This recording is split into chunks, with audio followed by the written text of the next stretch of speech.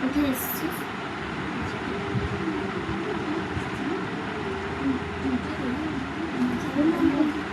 এইভাবে দিলাম।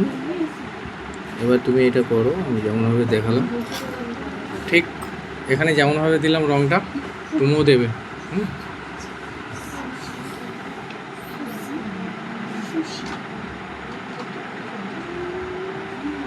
এই দিকটা করো তুমি।